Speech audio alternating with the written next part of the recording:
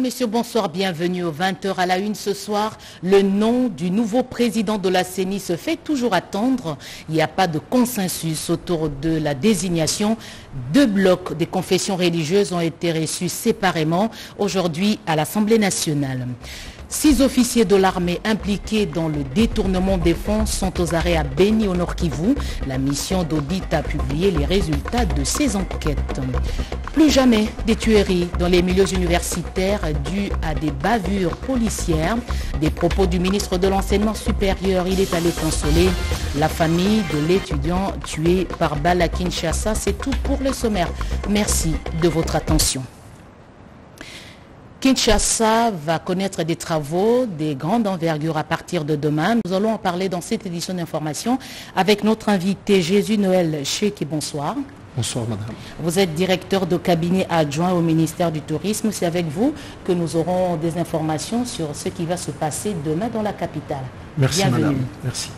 Pour commencer, Félix-Antoine Tshisekedi Tshilombo est invité le 27 août prochain au sommet économique Allemagne-Afrique. Le chef de l'État a reçu l'invitation de la chancelière allemande aujourd'hui. Afin de promouvoir les investissements en Afrique par des investisseurs privés, la chancelière allemande Angela Merkel a envoyé son chargé des missions adjoint, Lars Geri Lehmann, en République démocratique du Congo, afin de remettre au chef de l'État congolais et président en exercice de l'Union africaine, Félix-Antoine Tshisekedi Tshilombo, une invitation pour prendre part au sommet des États des Compact for Africa. J'ai l'honneur de remettre à Monsieur le Président, en tant que président de l'Union africaine, une invitation personnelle de la chancelière d'Allemagne à une conférence au sommet des États de Compact for Africa. Il y aura une conférence le 27 août à Berlin. Le Compact for Africa, ça c'est une initiative des États de G20 qui a été adopté à l'initiative de l'Allemagne lors de la présidence de l'Allemagne du G20 en 2017. Et cette initiative a pour l'objectif de promouvoir les investissements en Afrique par des investisseurs privés. C'est déjà pour nous très important que Monsieur le Président va participer en tant que président de l'Union africaine et discuter avec les dirigeants des autres pays les possibilités de promouvoir l'économie en Afrique. Ce sommet économique Allemagne-Afrique, qui est déjà à sa 4e édition, aura lieu le 27 août prochain à Berlin, la capitale allemande. Ceci boostera sans aucun doute les investissements privés en Afrique. Toujours pas de consensus autour de la désignation du candidat président de la CENI entre 2 blocs de confessions religieuses. Après toute une nuit de débats, les 2 groupes sont venus rencontrer le président de l'Assemblée nationale, séparément bien sûr, Edi Tchalakatara. Le choix du nouveau président de la Commission électorale nationale indépendante est confié aux confessions religieuses. On croyait se mettre à l'abri des guéguerres des politiques. L'incompréhension et les suspicions doublées des a priori, des débats houleux jusque tard la nuit, pas de consensus qui visiblement s'éloignent d'ailleurs. Les 2 groupes, l'un de l'Église catholique et l'Église du Christ au Congo, et l'autre des autres confessions religieuses, ont été reçus séparément par le président de l'Assemblée nationale, Christophe Mbosoko Diapwanga. Rien n'a filtré de leurs échanges. Le président de la Chambre basse du Parlement, qui attendait les noms des délégués des confessions religieuses, n'a eu droit qu'aux explications. À avoir le visage affiché par les hommes des dieux, il y a encore de beaux jours d'attente. L'échéance 2023 regarde avec désarroi le spectacle. La traque aux détourneurs au sein de l'armée. 6 officiers accusés de malversation financière ont été arrêtés à Beni, au Nord Kivu. C'est le résultat de la mission d'audit de l'inspecteur général des FARDC. La mission de contrôle de l'utilisation des fonds publics alloués à l'armée pour les 2 provinces en état de siège vient de conclure son audit pour l'étape de Beni, siège du secteur opérationnel Sokola 1 Grand Nord. Vérification faite sur base des documents référentiels, des transferts de fonds, des pièces justificatives d'utilisation il s'est avéré quelques dérapages. Ici, 6 militaires, dont 5 officiers supérieurs et un sous-officier de 3e classe, sont impliqués dans un détournement avéré de fonds. L'ex-Doura Sedlex, ils sont mis à la disposition de la justice à l'auditorat militaire de la garnison de Béni pour être transférés à l'auditorat supérieur à Goma pour enquête. Il s'agit de le colonel Lumbu Mutindu Polidor, chargé de l'administration logistique au secteur opérationnel Soukola 1 Grand Nord. Lieutenant-colonel Kangani Cyprien, chef S1 de la 32e brigade de réaction rapide. Lieutenant-colonel Ngibiricho Joseph, T2, donc chargé de renseignement au secteur opérationnel Soukola 1 Grand Nord. Lieutenant-colonel Kazadi, T4, donc chargé de la logistique au secteur opérationnel Soukola 1 Grand Nord. Major Bola Bola, S1 au 141e bataillon spécial, et le sergent Lema Kilolo, secrétaire au bureau 1 de la 32e brigade de réaction rapide.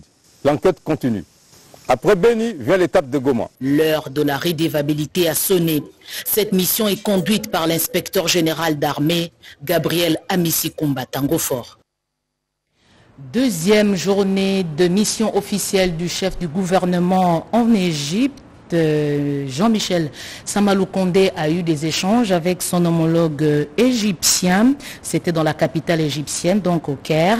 Rien n'a filtré de ce tête-à-tête entre ces deux hommes d'État, mais l'on croit savoir que les sujets liés au projet d'intérêt commun étaient au centre. Les deux hommes d'État ont aussi présidé une séance de travail qui a mis autour d'une même table les experts de leur délégation. Les matières traitées au cours de cette séance de travail, encore une fois, la matière a été réservée aux chefs d'État des deux pays. L'enterrement d'Honoré Chamakwete aura lieu samedi et les cours à l'université de Kinshasa reprendront qu'après son enterrement, annonce un communiqué du secrétaire général académique de l'UNIKIN, Eustache Banza. Et pour réconforter la famille, le ministre Mwindo Nzangi de l'enseignement supérieur et universitaire est allé au domicile familial Edi Chalakatala. La magie de la négligence dans le recrutement des forces de l'ordre nous a produit certains vampires. La preuve est toute faite avec le meurtre de Chamakwete Bouchabou Honoré, étudiant de 2e graduat faculté des lettres de l'université de Kinshasa, tué par balle par un énergumène en tenue de la police. Le ministre de l'enseignement supérieur et universitaire, Mwindo Nzangi, très affligé par la nouvelle, a décidé de se rendre sur les lieux du deuil pour réconforter la famille de l'infortuné. Accompagné par le comité de gestion de l'université de Kinshasa, Mwindo Nzangi a fait près de 4 km pour exprimer les condoléances du chef de l'État et du gouvernement à la famille éprouvée, mais aussi à toute la communauté estudiantine. Vous savez qu'il est inacceptable qu'un étudiant qui était en train de faire ses activités normales, qui était après coup, soit abattu par un policier. Le policier est recruté, armé, payé par l'État. Il est inacceptable que ce genre d'acte se produise.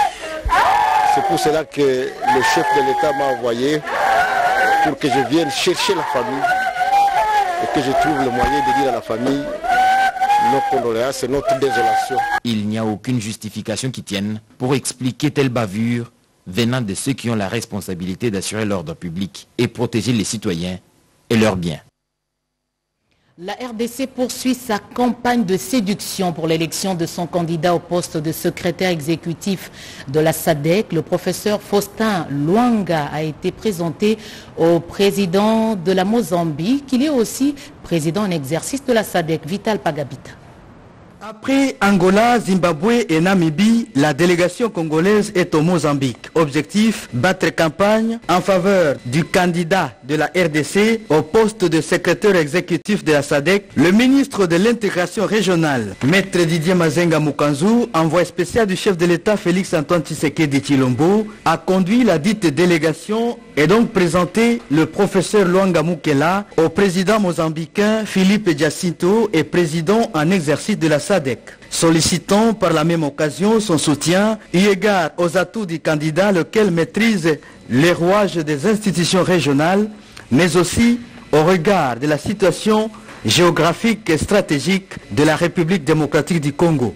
J'étais là aussi relayer le message de son Excellence, Monsieur le Président Félix-Antoine Tshisekedi Tshilombo, à ce qui concerne la candidature de la RDC au poste de secrétaire exécutif de la SADC. L'élection à la SADC est prévue le 9 août 2021 à Lilongwe, capitale de Malawi, avec à la clé la candidature de la RDC au poste de secrétaire exécutif et celle du Botswana au poste du secrétaire exécutif adjoint. La province du Kwilu, née du démembrement, connaît des difficultés pour son développement. Avec des propositions, 22 élus provinciaux ont échangé avec le coordonnateur du mécanisme national de suivi, Claude Ibalanki, Robert Ndaye. Diagnostic est sans complaisance, des mots qui rongent la province du Kwilu, issue de l'éclatement de la province du Bandundu. Les tissus économiques s'étaient triolés, les entreprises qui faisaient la fierté et la grandeur ont mis la clé sur les paillassons. À cela s'ajoute l'instabilité dans les institutions provinciales avec des motions à répétition. 22 députés provinciaux qui ont adhéré récemment à l'Union sacrée, conduits par le président de l'Assemblée provinciale, Donald Shindani, ont rencontré les coordonnateurs du mécanisme de suivi de la COCA d'Addis Abeba et aux représentants du chef de l'État. Avec lui, un tour d'horizon a été fait. Claude Ibalanki Kolomba, devenu grand leader avec une vision claire de rassembler les fils et filles du Grand Bandundu, reste convaincu que les dissensions sont les principales causes du frein du développement de la province du Kwilu, qui pourtant dispose d'atouts nécessaires pour prospérer. Le chef de l'État congolais, Félix-Antoine Tshisekedi Tshilombo, y tient énormément.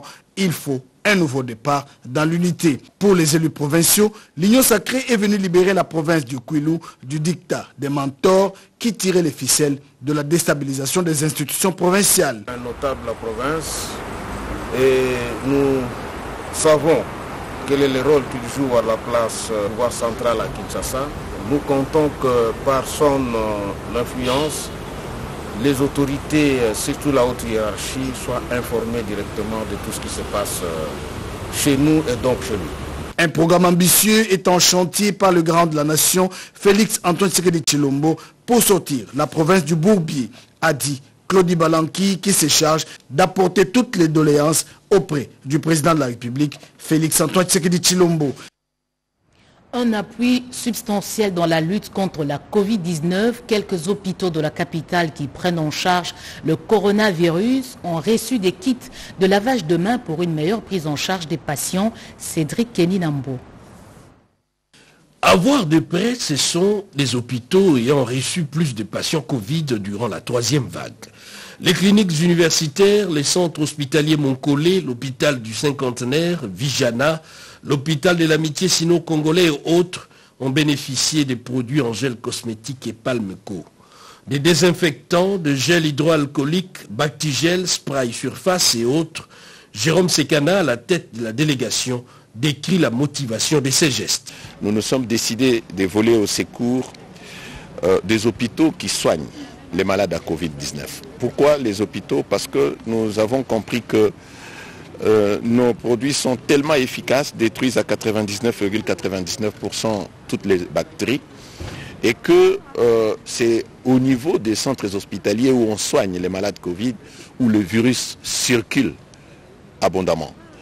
Et pour protéger le personnel médical, mais aussi les visiteurs des malades Covid, il faut renforcer les gestes barrières, ainsi qu'aux membres des familles qui viennent visiter les malades Covid, de se prémunir contre ces virus de la mort. Et demain, nous allons continuer à visiter presque tous les hôpitaux qui accueillent les malades à Covid-19. Les bénéficiaires se sont sentis encouragés par les gestes. Et ces produits ajoutent un plus dans la campagne au quotidien de l'usage des gestes barrières. Libération des pêcheurs congolais arrêtés par la marine ougandaise. Les discussions sont en cours et il y a quelques réglages administratifs à faire. Le ministre de la Pêche et de l'Élevage suit le dossier de près. Les arrestations presque récurrentes des pêcheurs congolais sur les lacs Albert, la confiscation de leur matériel de travail par la marine ougandaise, les emprisonnements qui s'ensuivent sont comme une épine dans le pied de la coopération ougando-congolaise, pourtant sur une très bonne lancée. Une question mise sur la table par le ministre de la Pêche et l'Élevage, Adrien Bokele, devant l'ambassadeur ougandais en RDC, James Baimba. Nous avons discuté sur 3 choses qui tournent autour de la gestion des lacs Albert et Édouard. Premièrement, nous avons discuté sur le protocole d'accord qui existe entre l'Ouganda et la RDC sur la gestion des eaux et des lacs. Deuxièmement, le ministre nous a fait comprendre qu'il est inquiet sur l'arrestation des pêcheurs en Ouganda. Et troisièmement, il nous a parlé des matériels de pêche confisqués en Ouganda.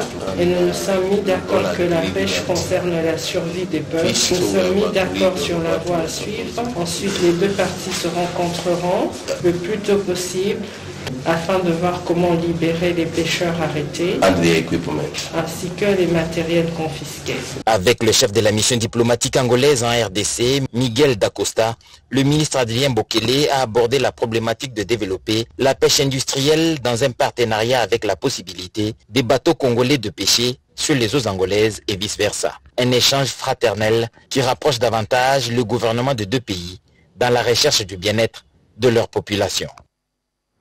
Comment éviter des surprises avec le réveil du volcan, comme cela a eu lieu dernièrement avec le volcan Nyiragongo? L'Académie congolaise des sciences apporte une réponse au gouvernement. Marie Kalong.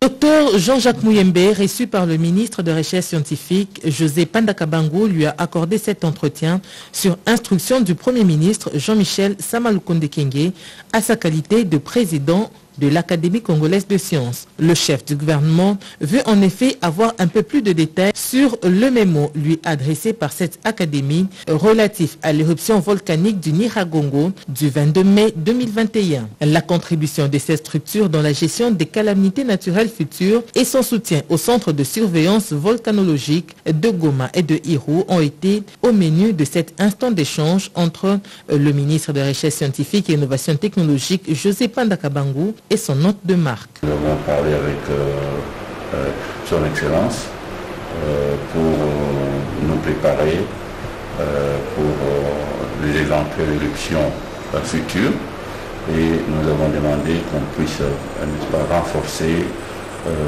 l'encadrement de la structure de surveillance qui existe à Goma et qui existe également à Luiro.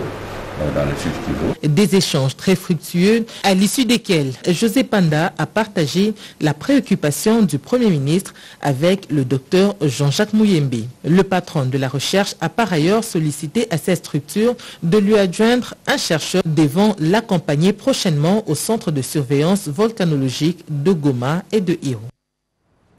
Politique. Une vidéo du secrétaire général du parti présidentiel devenue virale sur les réseaux sociaux lui attribue certains propos.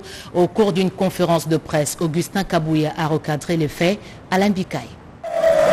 Le secrétaire général de l'Union pour la démocratie et le progrès social UDPS, Augustin Kabouya, a fixé l'opinion sur la vidéo qui défraye la chronique dans les réseaux sociaux relative à la plainte déposée contre lui. Selon le numéro 2 du parti présidentiel, ce montage est l'œuvre des officines politiques bien identifiées. Un texte pris au contexte devient prétexte, a-t-il fait savoir aux cadres et combattants. Le secrétaire général du PPRD, M. Chadari, avait fait une déclaration publique que si Albert Youma est arrêté, ils vont paralyser toute la République.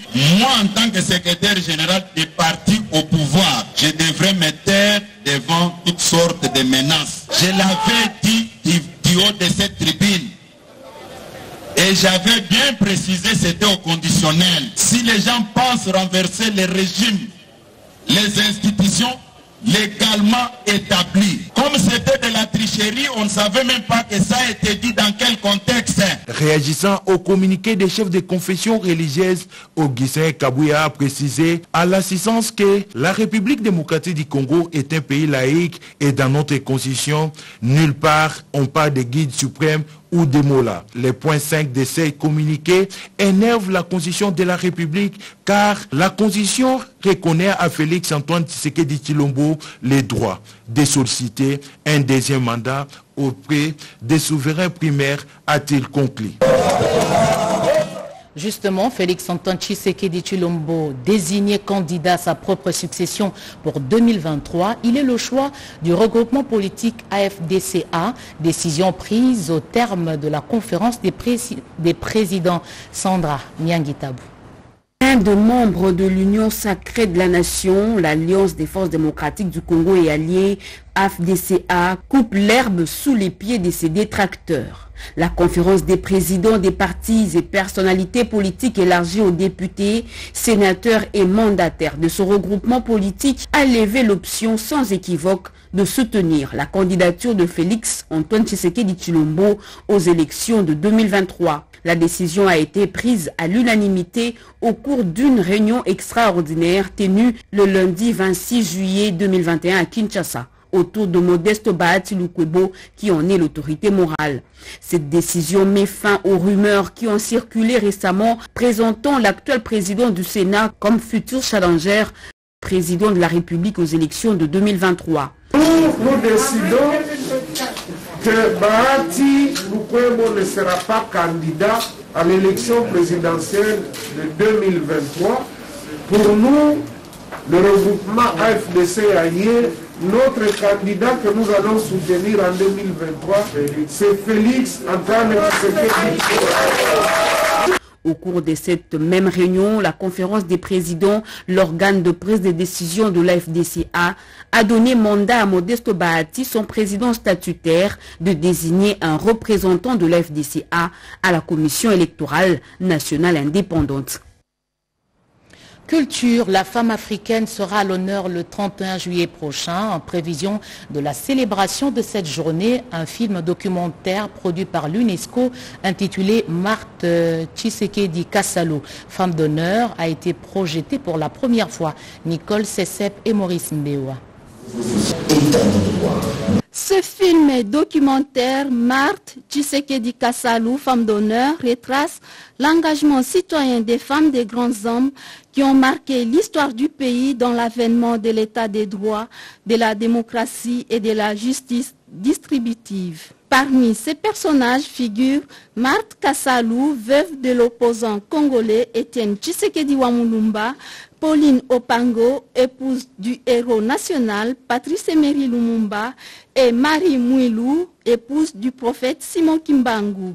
Constant Kalala, coproducteur de ce film, donne ici l'essence de cette œuvre d'esprit qu'il qualifie de portée internationale. Nous irons faire la sélection au-delà de nos frontières, parmi les grandes dames qui auront accompagné des grands hommes dans le secteur de la culture, dans le secteur de la science, de la politique. Nous avons des partenaires. Et sur le plan international, nous avons comme partenaire majeur l'UNESCO. La projection de ce film intervient un mois après le lancement de la première édition du trophée Marthe Tshisekedi Kassalu, femme d'honneur. De la culture au tourisme, il y a qu'un pas à franchir. Justement, demain à Kinshasa, le gouvernement Jean-Michel Samaloukonde prévoit de lancer des travaux pour relancer ce secteur. Nous avons sur ce plateau Jésus Noël Cheke. Rebonsoir. Bonsoir, je rappelle que vous êtes le directeur de cabinet adjoint du ministre du Tourisme. Alors, donnez-nous des précisions sur ce qui va se passer demain. Eh bien, madame, ce qui va se passer demain, c'est que le gouvernement de la République va donner le coup d'envoi de son ambitieux programme qui consiste à la réhabilitation et à la modernisation des infrastructures touristiques à travers le pays. Et ce coup d'envoi va être donné à travers un site aussi symbolique qui, depuis plus de 83 ans, n'a plus jamais connu des travaux de rénovation. Il s'agit donc du jardin zoologique de Kinshasa, qui aura le privilège de pouvoir être ce premier site qui va connaître les travaux de modernisation. Ah, vous choisissez le zoo. Kinshasa compte combien de sites? La République en a combien? Pourquoi ce choix? La République a plusieurs dizaines de milliers de sites touristiques, aussi bien naturels, parce qu'il faut avouer que le Congo est un paradis avec son riche potentiel en biodiversité, donc nous en comptons une dizaine de milliers. Mais en ce qui concerne la ville de Kinshasa, l'accent a été d'abord mis en particulier pour les eaux de Kinshasa, ainsi que bien d'autres sites que le ministre du Tourisme, Modero Nsimba, aura le privilège demain, au nom du gouvernement, de dévoiler les calendriers des travaux qui s'exécuteront sur l'ensemble du pays. Qui vont lancer ces travaux? Vous avez respecté la procédure d'attribution de marché? Les procédures sont en cours. C'est un ambitieux programme qui va s'étaler sur plusieurs années. Ce n'est pas un programme d'un seul jour. Demain, c'est le coup d'envoi parce que ça va concerner l'ensemble du pays. Mais d'abord, les jardins botaniques de Kinshasa, comme vous savez, madame, jadis, ces jardins faisaient la fierté de la ville capitale parce qu'ils créés en 1938, 83 ans après. Maintenant, ce sont des mariages qui sont célébrés là-bas. Non, là, c'est plutôt au niveau du jardin botanique. En face, c'est quasiment, les sites étaient en abandon, quasiment dépeuplés. Aujourd'hui, le gouvernement a réaffirmé cette ambition de pouvoir rénover ces sites et en faire demain un grand complexe qui sera couplé au complexe botanique en face. Les sites vont être réhabilités, il n'y a pas de route pour accéder à ces sites. Le projet prévoit aussi... Madame, au-delà de la réhabilitation des unités touristiques des sites à travers les pays, le gouvernement travaille également dans le cadre d'un programme multisectoriel qui aura pour intérêt également la réouverture des routes aussi bien à l'intérieur du pays avec les ministères de l'Agriculture, les ministères des Travaux publics et bien d'autres et celui de l'aménagement du territoire. Comme vous savez, certaines routes des dessertes agricoles conduisent également vers les sites touristiques. Donc il y a un vaste programme en ce qui concerne cela, mais en ce qui nous concerne principalement les ministères du tourisme, demain, c'est un grand jour pour la relance et la renaissance du secteur du tourisme. C'est à quelle heure? C'est à 10h. La cérémonie va être retransmise en direct sur la télévision nationale parce que là, le ministre du Tourisme dévoilera les calendriers des travaux, des biens des sites avec bien d'autres événements parce qu'il n'y a pas que la réhabilitation des sites, il y a des réformes, il y a également les équipements qui vont être annoncés. Merci beaucoup, Jésus-Noël Chéquier. Je rappelle que vous êtes directeur de cabinet adjoint du ministre du Tourisme. Merci pour toutes ces informations. Merci, madame. Nous poursuivons ce journal avec ce message de remerciement du peuple né Congo adressé au président de la République suite à l'élévation du docteur Jean-Simon Fouti Kiakou en qualité de directeur intérimaire à la CNCS. Les institutions provinciales, le peuple né Congo et moi-même adressons à votre Excellence nos vifs remerciements pour la désignation d'un digne fils né Congo en la personne de Dr Jean-Simon Fouti Kiakou en qualité de directeur général ad interim de la Caisse nationale de sécurité sociale.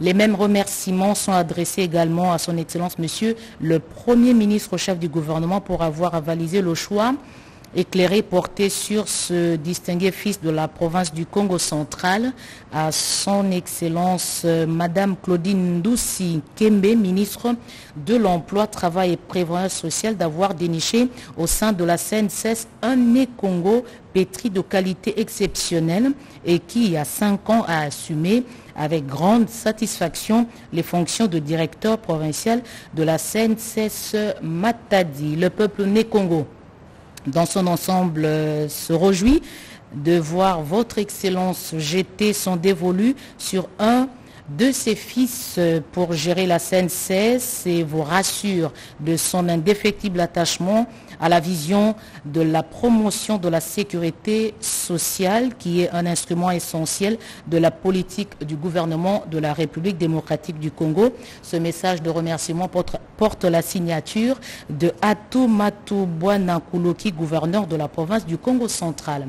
Pendant 3 jours, les agents et cadres de la Société nationale des hydrocarbures étaient à l'école. Ils ont amélioré les connaissances sur comment rendre cette entreprise compétitive. Zaki Kikuta, reportage. Cette nouvelle session de formation axée sur le management opérationnel et stratégique s'inscrit dans le cadre du renforcement des capacités intellectuelles et morales et de mise à niveau des cadres de direction de la Société nationale des hydrocarbures du Congo qui sont appelés à conduire la nouvelle politique gouvernementale de notre pays selon la vision du chef de l'État, Félix Antoine Tshisekedi Tshilombo, pour atteindre l'indépendance énergétique en RDC. Pour la 4e fois, en l'espace de quelques mois, nous avons le signe honneur de procéder à l'ouverture de celle-ci, placée sous le thème Management organisationnelle, stratégie opérationnelle. Cette nouvelle session porte sur 3 modules. Il s'agit d'un management multigénérationnel, historique et évolution, management opérationnel stratégique, management opérationnel et décision opérationnelle. Présent à ce séminaire de formation, le conseiller spécial du chef de l'État et coordonnateur du changement de mentalité, Jacques Angoudia, exhorte ses cadres à travailler avec efficacité pour le bien de la RDC. La force de Sonaïdroc, c'est dans son management.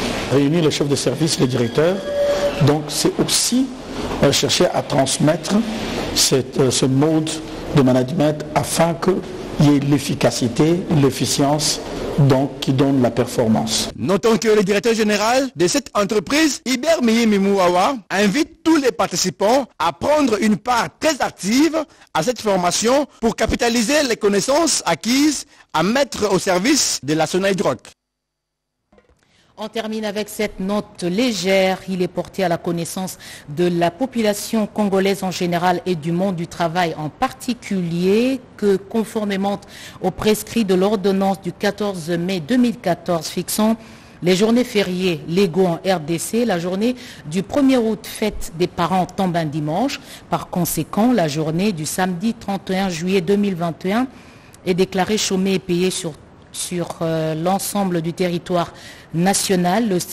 La stricte observance des gestes barrières contre la pandémie de Covid-19 est vivement recommandée à toutes et à tous. Nous souhaitons, dit ce communiqué, une bonne et heureuse fête de parents. C'est signé Claudine Ndoussi Nkembe, ministre de l'Emploi, Travail et Prévoyance sociale. Fin de ce journal. Merci de l'avoir suivi avec beaucoup d'attention. Je rappelle les principales informations. Il n'y a toujours pas de fumée blanche. Le nom du nouveau président de la CENI se fait toujours attendre. Il n'y a pas de consensus autour de la désignation. 2 blocs des confessions religieuses ont été reçus. Vous avez vu les images par le président de l'Assemblée nationale. 6 officiers de l'armée impliqués dans le détournement de fonds sont aux arrêts à Benionor Kivu. La mission d'audit a publié les résultats de ces enquêtes. Plus jamais de tueries dans les milieux universitaires dues à des bavures policières. Des propos du ministre de l'Enseignement qui est allé consoler la famille de l'étudiant tué par balle, et le programme prévoit l'enterrement le samedi de cet étudiant. Restez avec nous, le programme continue. Retrouvez à 23h Getty Omatuku. Au revoir.